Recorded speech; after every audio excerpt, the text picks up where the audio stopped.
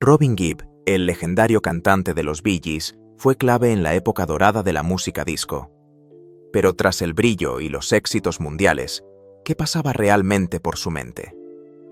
¿Por qué la muerte de Robin Gibb causó una conmoción tan profunda en sus fans? Mira hasta el final para descubrir la impactante y emotiva verdad sobre la vida de una leyenda de la música. La voz de una generación. El 22 de diciembre de 1949, en la pequeña y brumosa isla de Man, un lugar casi mítico entre Inglaterra e Irlanda, nacía un legado musical. Robin Hugh Gibb llegó al mundo apenas 35 minutos antes que su hermano gemelo Maurice. Nadie podía saberlo entonces, pero en ese preciso instante comenzaba a tejerse un vínculo que cambiaría la música moderna para siempre. Desde sus primeros días, el hogar de los Gibb resonaba con música. No era un pasatiempo, era el aire que respiraban, el idioma en el que se comunicaban. Su padre Hugh era un baterista y director de orquesta, un hombre que conocía el pulso del escenario. Su madre Bárbara, una antigua cantante de voz dulce. Ellos se aseguraron de que la música fuera tan fundamental en la crianza de sus hijos como el pan sobre la mesa. Junto a su hermano mayor, Barry, los gemelos descubrieron su don natural para la armonía a una edad asombrosamente temprana. Mientras la mayoría de los niños de su edad aprendían canciones infantiles, los hermanos Gibb ya estaban componiendo sus propias canciones y aprendiendo a tocar instrumentos de forma autodidacta. En la austeridad de la posguerra británica, la música no era un lujo, era un refugio que para ellos se convertiría en un imperio. Incluso en esos años de formación ya había algo único en la voz de Robin. Un vibrato tembloroso, casi un quejido que era capaz de transmitir un peso emocional muy superior a su edad. ¿Cómo podía un niño sonar tan melancólico, tan lleno de una sabiduría triste? Esa cualidad temblorosa, esa marca inconfundible, se convertiría más tarde en un sonido reconocible al instante por millones de admiradores en todo el mundo. Era como si su alma sensible y frágil temblara en cada nota que cantaba. La familia vivía modestamente primero en la isla de Man y luego en Manchester, Inglaterra, a donde se trasladaron en busca de mejores oportunidades. Pero fue su audaz decisión de emigrar a Australia en 1958 la que realmente pondría a los hermanos en el camino hacia la inmortalidad musical. Una familia dejando atrás la gris y fría Inglaterra, embarcándose en un largo viaje por mar hacia una tierra prometida, una tierra de sol y horizontes abiertos. Para muchos europeos de la época, y quizás para muchos en España, que también soñaron con hacer las Américas, era el sueño de una nueva vida. En los suburbios soleados de Brisbane, los adolescentes Gibb comenzaron a actuar donde quiera que pudieran. No había escenario demasiado pequeño. Tocaban en circuitos de carreras locales, en concursos de talentos, en pequeñas apariciones de televisión. Se hacían llamar los Bee Gees. La mayoría cree que el nombre es una referencia a las iniciales de Brothers Gibb, hermanos Gibb, aunque algunos afirman que vino de las iniciales de dos promotores australianos, Bill Good y un DJ llamado Bill Gates. Su primer trabajo regular fue en el circuito de carreras de Redcliffe. Allí, entre el rugido de los motores y el olor a gasolina, tres niños cantaban armonías celestiales, ganándose unas monedas para sus bolsillos. Robin tenía solo 12 años, pero ya mostraba esas características vocales únicas que un día lo convertirían en una estrella mundial. Aunque Barry, el hermano mayor, a menudo llevaba la voz principal, era el contrapunto distintivo de Robin lo que daba a sus armonías esa cualidad inquietante e inolvidable. Era la sal en el plato dulce, la sombra que daba profundidad a la luz. La dedicación de los hermanos a su arte era implacable. Cada día después de la escuela se reunían para practicar escribir canciones y perfeccionar sus armonías a tres voces. Su carrera australiana comenzó modestamente con el lanzamiento de su primer sencillo, The Battle of the Blue and the Grey, en 1963. Para 1965 ya habían alcanzado su primer éxito en las listas con Wine and Women. Durante este periodo, Robin no solo se estaba desarrollando como cantante, sino también como compositor, aportando material cada vez más sofisticado al repertorio del grupo. Los hermanos pasaban incontables horas perfeccionando sus armonías. La voz de Robin a menudo proporcionaba ese contrapunto agudo y emocional que se convertiría en un sello distintivo de su sonido. Su primera gran voz principal llegó en una canción que se convertiría en su himno personal, I Started a Joke. Empecé una broma. Su interpretación temblorosa y vulnerable capturaba a la perfección el tema melancólico de la canción. ¿Cómo podía un joven adolescente escribir y cantar algo con tanta profundidad filosófica?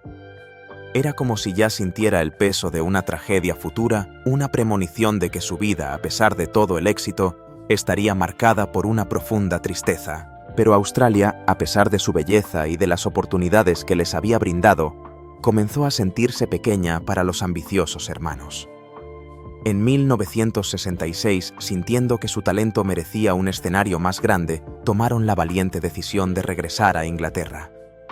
Con la bendición de sus padres abordaron un barco de vuelta al Reino Unido, decididos a dejar su huella en la escena musical británica mucho más grande y competitiva. Ninguno de ellos podría haber imaginado las extraordinarias alturas que alcanzarían ni las trágicas profundidades que les esperaban en el camino. Eran solo 3 hermanos con un sueño unidos por la sangre y la armonía. Hermanos en armonía. Al desembarcar en Southampton, a principios de 1967, los hermanos Gibb se encontraron con una escena musical británica dominada por la resaca de la revolución de The Beatles.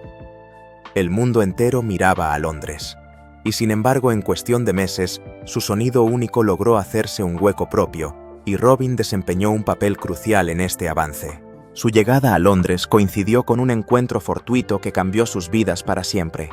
Robert Stigwood, un joven y ambicioso empresario musical, escuchó su cinta de demostración y reconoció de inmediato su potencial.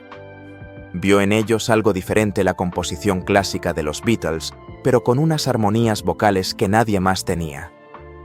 Los contrató para su compañía de management y les consiguió un contrato de grabación con Polydor Records. El lanzamiento de New York Mining Disaster 1941, Desastre minero de Nueva York 1941, marcó su primer éxito internacional.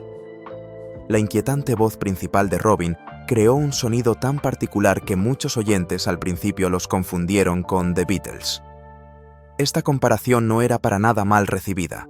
Los puso directamente en el centro de atención. De la noche a la mañana, los Bee Gees eran la banda de la que todo el mundo hablaba. Lo que sucedió después fue sencillamente extraordinario. Massachusetts, con la voz principal de Robin, se disparó al número 1 en el Reino Unido y en toda Europa. Luego siguieron I've Gotta Get a Message to You. Tengo que hacerte llegar un mensaje y, por supuesto, I Started a Joke. Cada una de estas canciones mostraba el vibrato distintivo de Robin y su increíble profundidad emocional. Esta última en particular quedó asociada a él para siempre. Sus letras filosóficas y su complejidad melódica reflejaban su emergente personalidad artística. Durante este periodo, la identidad individual de Robin comenzó a surgir con más fuerza. Mientras que el falsete de Barry definiría más tarde la era disco, fue el vibrato de Robin lo que dio a los primeros éxitos del grupo su carácter inconfundible. Sus contribuciones como compositor se volvieron cada vez más sofisticadas, a menudo explorando temas más profundos y complejos que las típicas canciones pop de la época. Pero el éxito repentino trajo consigo sus propias presiones. Presiones que pronto revelarían las primeras grietas en la vida aparentemente encantada de Robin. El implacable calendario de grabaciones, promociones y giras comenzó a pasar factura a un joven que apenas tenía 19 años.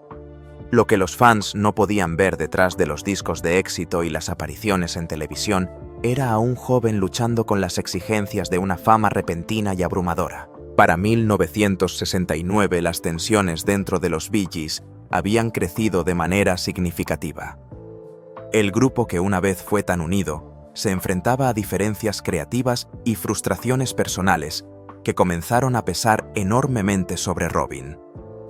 A medida que el sonido de la banda evolucionaba, Robin se sentía cada vez más eclipsado por sus hermanos Barry y Maurice, tanto en términos de influencia en la composición como en el protagonismo vocal.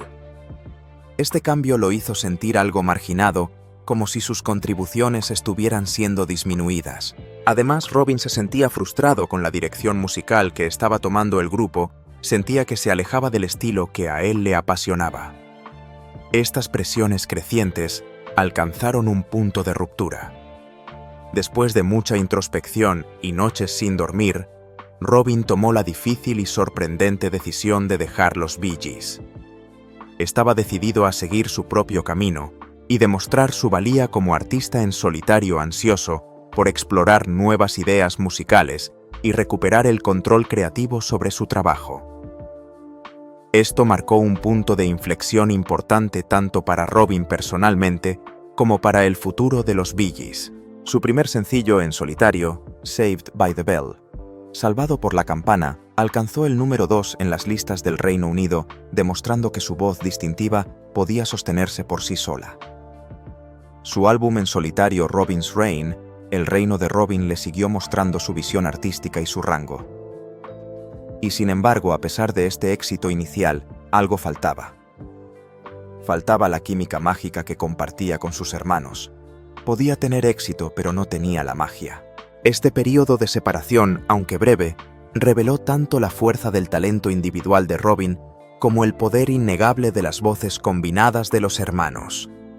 Para 1970, el tirón de la armonía fraternal resultó ser más fuerte que la ambición individual. Los hermanos se reconciliaron y se reunieron preparando el escenario para lo que se convertiría en su década más extraordinaria. Su sonido comenzó a evolucionar incorporando nuevas influencias y superando límites que finalmente los llevarían a su siguiente gran transformación. Sin embargo, a pesar de la reunión, la experiencia había dejado su huella en Robin. El incidente había revelado su sensibilidad, su temperamento artístico y, quizás lo más importante, una vulnerabilidad que permanecería con él durante toda su vida, presagiando las trágicas luchas que aún estaban por venir. La primera gran crisis había sido superada, pero la herida, aunque cerrada, dejaría una cicatriz para siempre. Los primeros años de la década de los 70 marcaron un período de transición para los Bee Gees. Después de su reunión, lucharon por recuperar el éxito anterior. Sus álbumes, aunque respetados por la crítica, no lograron generar los éxitos que encabezaban las listas, como en su apogeo de finales de los 60. En 1974, se encontraban en una encrucijada creativa y comercial. El mundo de la música había cambiado, y ellos parecían haberse quedado atrás. Fue durante este periodo de incertidumbre que la resiliencia de Robin resultaría crucial para la supervivencia del grupo. Mientras luchaba profesionalmente, encontraba la felicidad personal con su primera esposa Molly Hulis, una secretaria de la organización de Robert Stigwood. Se casaron en 1968 y tuvieron 2 hijos, Spencer y Melissa. Esta estabilidad le proporcionó a Robin un ancla emocional durante los años de vacas flacas del grupo. El punto de inflexión llegó cuando los hermanos decidieron reinventar su sonido por completo. Se mudaron temporalmente a Miami y comenzaron a trabajar con el legendario productor Arif Mardin, quien los animó a explorar un enfoque más rítmico, más cercano al soul y al funk que se escuchaba en Estados Unidos. El resultado fue el álbum de 1975 Main Course, que incluía el rompedor éxito Jive Talking. Fue un cambio dramático hacia un sonido más bailable que redefiniría su carrera. Esta transformación también marcó un cambio en el papel de Robin dentro del grupo. Aunque el falsete de Barry se volvió más prominente, convirtiéndose en el nuevo sonido característico de la banda, Robin adaptó su voz distintiva para complementar su nueva dirección. Sus contribuciones siguieron siendo vitales, proporcionando una profundidad y una resonancia emocional que equilibraban el enfoque cada vez más rítmico del grupo. Pero fue su contribución a la banda sonora de Saturday Night Fever, Fiebre del Sábado Noche, en 1977 lo que cimentaría su lugar en la historia de la música. El productor de la película, su viejo amigo Robert Stigwood, invitó a los Bee Gees a proporcionar varias canciones para una película sobre la escena disco en Brooklyn.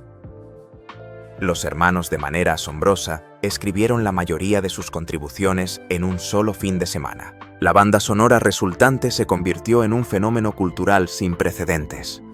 Vendió más de 40 millones de copias en todo el mundo, ganó múltiples premios Grammy y dominó las listas de éxitos durante meses.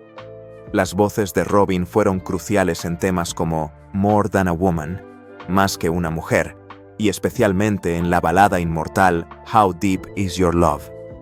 Cuán profundo es tu amor, donde su voz llena de emoción contenida añadía una sofisticación y una profundidad que elevaba la canción mucho más allá de la pista de baile. Por un tiempo pareció que Robin había encontrado la plenitud tanto personal como profesional. Los Bee Gees no solo eran parte del movimiento disco, lo estaban definiendo. Sus logros durante esta era fueron asombrosos. 6 sencillos número 1 consecutivos, múltiples premios Grammy y ventas de álbumes que rompieron récords. Se convirtieron en el único grupo en la historia del pop en escribir, producir y grabar 6 éxitos número 1 seguidos. Sin embargo, detrás de las cámaras, Robin estaba experimentando las vertiginosas alturas del éxito mientras luchaba con sus presiones. Los hermanos escribían y producían éxitos no solo para ellos, sino también para otros artistas. Barbra Streisand, Dionne Warwick, Kenny Rogers. Todos querían una canción de los Gibb. La carga de trabajo era inmensa y Robin, siempre perfeccionista, sintió la tensión intensamente. Las exigencias de las constantes grabaciones, giras y apariciones públicas comenzaron a afectar la salud y la vida personal de Robin. Los largos períodos lejos de su familia crearon tensiones en casa. Su matrimonio con Molly comenzó a mostrar signos de desgaste bajo la presión implacable de la fama mundial. Sin embargo, pocos fans vislumbraron estas luchas privadas. Lo que el público veía era a un artista seguro de sí mismo, en la cima de su poder, ayudando a crear parte de la música más duradera de la época.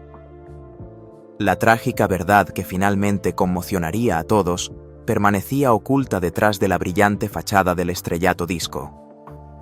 Pero las grietas, aunque invisibles para el mundo, comenzaban a mostrarse de nuevo. La historia, como suele hacer, se estaba preparando para repetirse, pero esta vez las consecuencias serían mucho más oscuras. Eran los reyes de la música disco, los arquitectos del sonido de una década. Parecía que nada podía detenerlos. Pero como bien sabemos y como nos han enseñado las grandes historias, a menudo es en la cima de la montaña donde los vientos soplan con más fuerza. La luz brillante del éxito siempre proyecta una sombra detrás. Mientras Stayin' Alive sonaba en las discotecas de todo el mundo y los Bee Gees dominaban las listas de éxitos, Robin Gibb vivía una doble vida que pocos de sus admiradores llegaron a sospechar. Detrás de las luces parpadeantes y las multitudes que lo adoraban, se escondía una dolorosa realidad que con el tiempo daría lugar a uno de los aspectos más impactantes de su legado. La misma sensibilidad de Robin, esa cualidad que lo convertía en un artista tan conmovedor, también lo hacía increíblemente vulnerable a las presiones de la fama. Ya a finales de los años 60, durante la primera oleada de éxito del grupo, había comenzado a luchar contra la adicción, una dependencia que resurgiría a lo largo de su vida durante los periodos de mayor estrés. Era su forma de mantenerse en pie, de seguir el ritmo frenético que la fama exigía, pero era un pacto peligroso que le pasaría factura. Su matrimonio con Molly Hulis, que una vez fue su ancla de estabilidad, comenzó a desmoronarse bajo el peso de esa fama. Las largas separaciones, los viajes constantes, las tentaciones del estrellato y la intensa presión crearon distancias insalvables entre ellos. Para 1980, después de 12 años de matrimonio y 2 hijos en común, se divorciaron. El sueño de la familia feliz se había roto. Durante estas luchas personales, Robin mantuvo una dedicación casi obsesiva a su oficio. En el estudio, su perfeccionismo era legendario. Podía pasar horas y horas refinando una sola parte vocal, a menudo llevándose a sí mismo y a los demás al agotamiento en busca de la toma perfecta. Este impulso implacable produjo música extraordinaria sin duda, pero también afectó gravemente su salud física y mental. Su relación más constante y profunda durante este periodo turbulento fue con su gemelo Maurice. Esta conexión iba mucho más allá de la música. Se apoyaban mutuamente en sus luchas personales, y Maurice a menudo ayudaba a Robin en sus momentos más oscuros. Eran dos caras de la misma moneda, un vínculo tan profundo que para Robin la idea de vivir sin su otra mitad era simplemente inconcebible. A principios de los años 80, llegó otro golpe devastador, la reacción contra la música disco.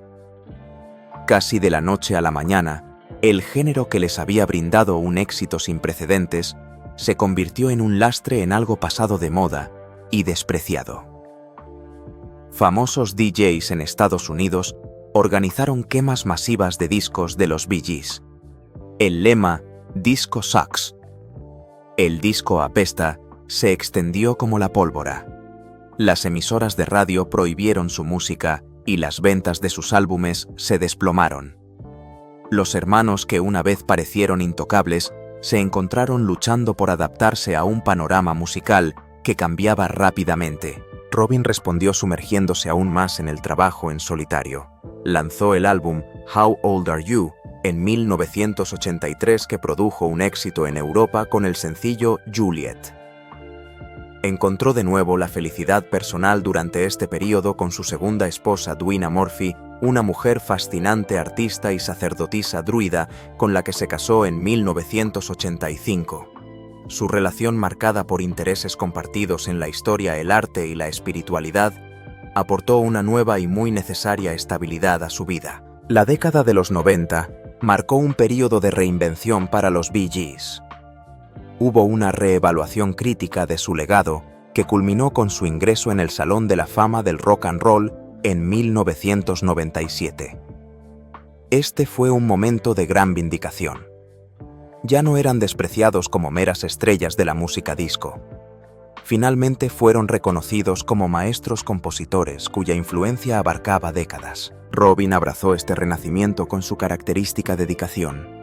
Ya en la cuarentena parecía haber encontrado un equilibrio entre su carrera musical y su vida personal.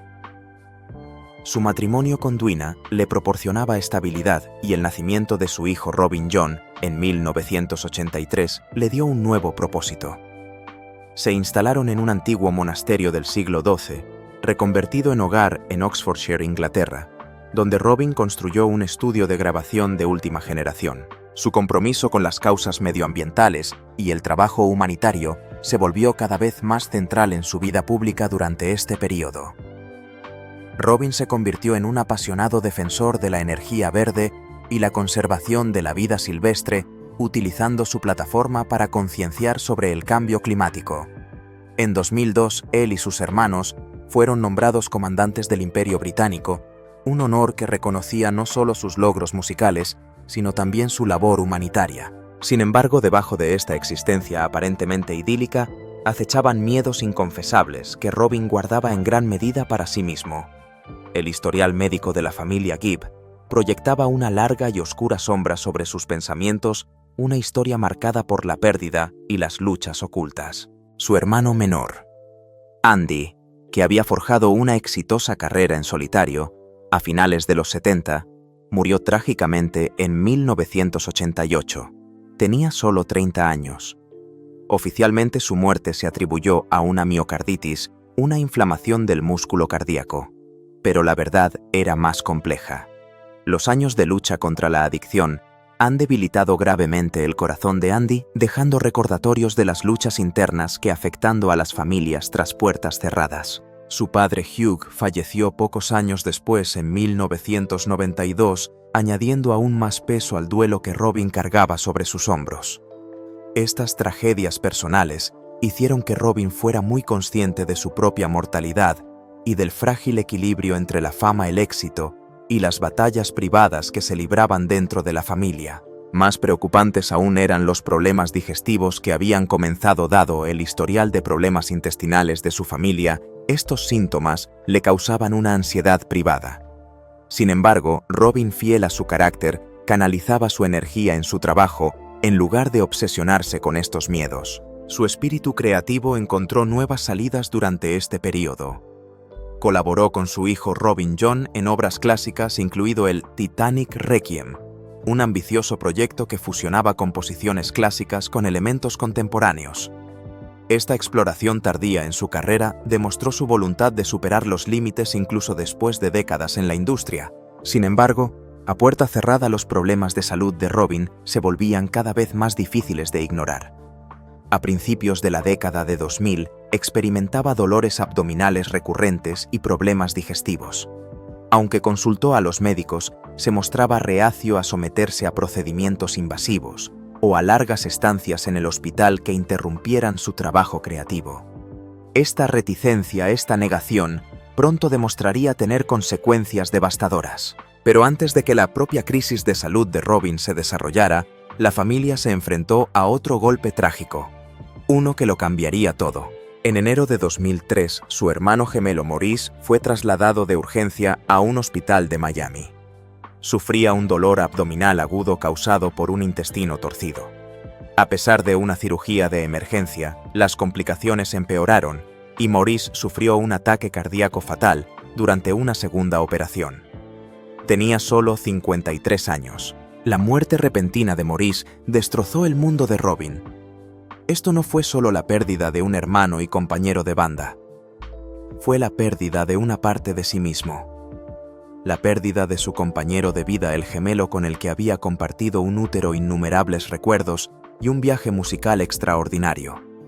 Su conexión siempre había sido más que fraternal, era casi sobrenatural en su cercanía. A raíz de esta pérdida desgarradora, Robin sintió el peso de un vacío profundo e insondable. Declaró públicamente que los Bee Gees ya no podían ser lo mismo que el grupo tal como lo conocían. Dado el propio historial de problemas digestivos de Robin, la muerte de su gemelo lo obligó a confrontar la aterradora posibilidad de que él pudiera compartir una vulnerabilidad similar. El destino parecía estar llamando a su puerta. A pesar de su dolor y sus miedos privados, Robin siguió creando música. Grabó material en solitario y colaboró con otros artistas. En la superficie parecía seguir adelante profesionalmente, pero los más cercanos a él notaron periodos de profunda introspección, una ética de trabajo aún más intensa, como si corriera contra un reloj invisible, y una nueva urgencia por completar los proyectos que más significaban para él. Los miedos inconfesables que habían atormentado a Robin durante años estaban saliendo lentamente de las sombras hacia la luz, preparando el escenario para el último e impactante capítulo de su notable vida. La historia, de la forma más cruel posible, estaba a punto de repetirse. La historia se repite. En el año 2010, la trágica verdad sobre Robin Gibb, esa que había acechado bajo la superficie durante años, finalmente comenzó a emerger a la vista del público. Mientras estaba de gira en Bélgica, experimentó un dolor abdominal tan agudo que lo dejó incapacitado para actuar. Fue trasladado de urgencia a un hospital en Oxford, donde los médicos descubrieron un intestino bloqueado. La cirugía de emergencia salvó la vida de Robin, pero los paralelismos con la enfermedad final de Maurice eran imposibles de ignorar. Eran tan claros, tan crueles, que parecían sacados de una tragedia griega. El descubrimiento conmocionó a la familia y a los amigos cercanos de Robin. Robin afrontó su recuperación con su determinación característica. A las pocas semanas ya estaba de vuelta en su estudio, trabajando en nuevos proyectos, incluido el Titanic Requiem con su hijo. De cara al público, proyectaba una imagen de resiliencia y optimismo. En las entrevistas, restaba importancia a la gravedad de su estado, centrándose en cambio en sus próximos proyectos creativos. Pero en privado la experiencia lo había sacudido profundamente. La cirugía no solo había revelado un intestino bloqueado, sino también la posibilidad de problemas subyacentes más graves. Los médicos le aconsejaron pruebas adicionales y un seguimiento regular, advertencias que Robin, siempre reacio a detener su ritmo creativo por problemas de salud, no siempre siguió con la diligencia que su familia deseaba. Para abril de 2011, Robin ya no podía ignorar las señales de que algo iba muy mal. El persistente dolor abdominal y los problemas digestivos lo obligaron a volver a sus médicos. Después de pruebas exhaustivas, le dieron el diagnóstico que tanto temía: cáncer colorectal, que ya se había extendido al hígado. El diagnóstico fue devastador, pero de alguna manera para Robin no fue del todo inesperado. Había habido demasiadas señales de advertencia, demasiados paralelismos con los problemas de salud de Maurice. La trágica verdad que conmocionaría a sus admiradores en todo el mundo era que Robin no solo había estado luchando contra el cáncer, sino también contra un sentimiento de destino inevitable, la sensación de que de alguna manera estaba predestinado a compartir la misma suerte que su gemelo. Inicialmente, Robin y su familia decidieron mantener el diagnóstico en privado. Comenzó un tratamiento agresivo que incluyó 7 rondas de quimioterapia. Durante este proceso agotador mantuvo un horario activo siempre que sus fuerzas se lo permitían, incluso haciendo varias apariciones públicas. En octubre de 2011, fue trasladado de urgencia al hospital con un dolor abdominal agudo.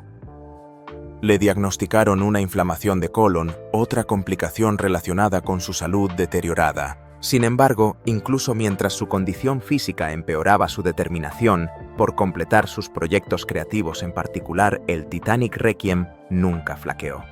Era una carrera contra el tiempo, un último acto de creación frente a la oscuridad que se cernía. Para enero de 2012, los rumores sobre la salud de Robin se habían vuelto imposibles de ignorar.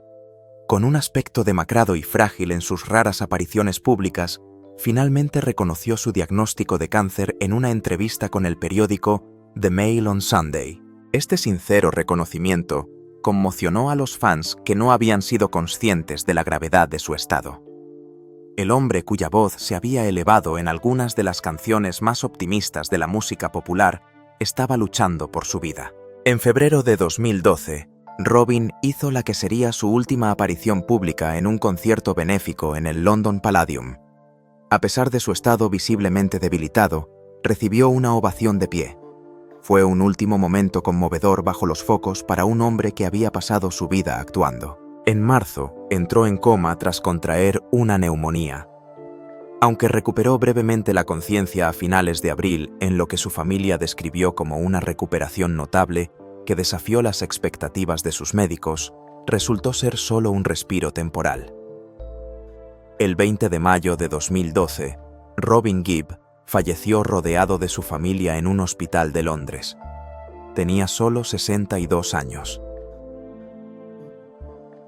La revelación impactante. Cuando Robin Gibb falleció, el mundo lloró la pérdida de una voz legendaria. Pero lo que muchos fans no se dieron cuenta inicialmente fue el alcance total de la tragedia. Una revelación impactante que solo surgiría por completo después de su muerte. Los informes médicos publicados tras el fallecimiento de Robin pintaron un cuadro complicado de su enfermedad final. Si bien el cáncer de hígado y colon había sido el diagnóstico principal que se hizo público durante su vida, los médicos revelaron que Robin también había sufrido una condición intestinal congénita. Esta predisposición genética a los problemas intestinales había atormentado a Robin durante décadas, aunque en gran medida había mantenido sus luchas en privado. El intestino torcido, que había requerido cirugía de emergencia, en 2010 no fue un incidente aislado. Robin había experimentado síntomas intermitentes a lo largo de su vida adulta, pero a menudo los había descartado centrándose en su música. La trágica verdad que conmocionó a todos fue que la muerte de Robin representaba un patrón cruel en el historial médico de la familia Gibb. Su hermano menor Andy, aunque murió de una inflamación cardíaca a los 30 años, también había sufrido problemas digestivos durante su corta vida. Miembros de la familia revelaron más tarde que Robin, angustioso por la muerte de Maurice. Esta premonición había influido en su enfoque hacia su propia salud, creando una compleja relación psicológica con sus síntomas, alternando entre la negación y una aceptación fatalista. La revelación de este componente genético en la muerte de Robin añadió una capa de tragedia griega a la historia de los Bee Gees. De los 3 hermanos que habían formado el núcleo de los Bee Gees, solo Barry, el hermano mayor, quedaba en pie como el único superviviente de una estirpe marcada por el genio y la tragedia. Al final, la historia de Robin Gibb es una de contrastes desgarradores. La de un hombre con una voz de ángel que cargaba con demonios internos. Un compositor de melodías alegres que vivía con una profunda melancolía. Un artista que alcanzó las cimas más altas del éxito mientras era perseguido por las sombras de una tragedia familiar inevitable. Su determinación por crear música incluso mientras se enfrentaba a sus últimos días es un testimonio de su increíble espíritu.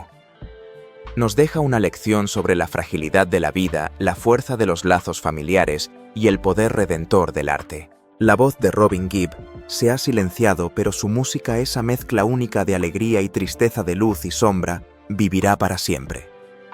Y cada vez que escuchemos esas armonías perfectas, quizás recordemos no solo al brillante artista, sino también al hombre valiente que luchó hasta el final, dejándonos un legado que el tiempo nunca podrá borrar. ¿Qué piensan de la determinación de Robin por crear música incluso mientras se enfrentaba a sus últimos días? Compartan sus pensamientos en los comentarios a continuación. Gracias por habernos acompañado en este viaje.